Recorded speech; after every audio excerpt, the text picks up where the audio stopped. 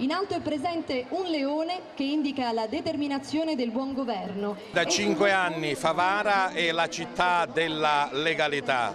La festa della legalità che coinvolge tutte le forze dell'ordine, ma soprattutto coinvolge la città e i ragazzi, i bambini, i giovani delle scuole che con un lavoro sinergico cercano di portare avanti questo concetto fin da bambini.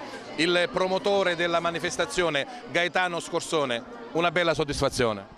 Beh, Giuseppe, la soddisfazione è grande, la condividiamo da favaresi, perché con manifestazioni come quella che stiamo vivendo vogliamo scuotere, diciamo così, la coscienza civile della nostra comunità e vogliamo risvegliare tutte quelle positive e magnifiche qualità che caratterizzano in maniera unica il nostro essere favaresi.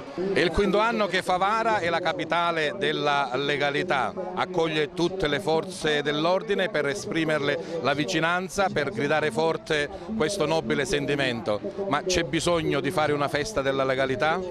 Sì, credo che ci sia sempre di bisogno di fare la festa della legalità, perché è un momento collettivo nel quale ciascuno di noi può riflettere assieme agli altri, appunto. Questo è il significato importante della festa della legalità.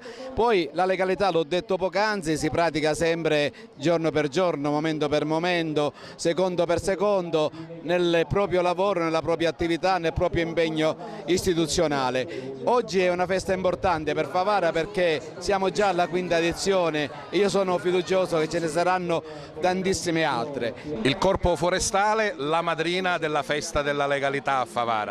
Sì, quest'anno nella quinta edizione della Festa della Legalità siamo stati individuati come madrina della manifestazione. Noi siamo molto onorati di questa individuazione, cercheremo di essere all'altezza del nostro compito.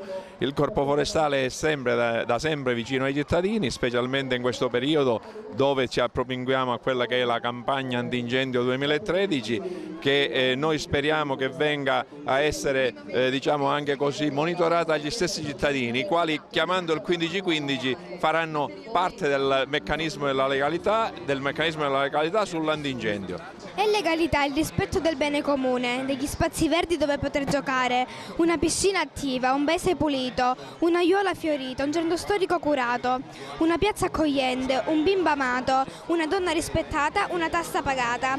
Legalità è attenersi a delle regole, ascoltare e comprendersi con gli altri. Vivere rispettando le leggi è legalità. Vivere in modo onesto è legalità, vivere senza uccidere è legalità, vivere rispettando la diversità è legalità. Di cui il corpo si occupa. Mi sia consentito con l'occasione ringraziare l'amministrazione comunale.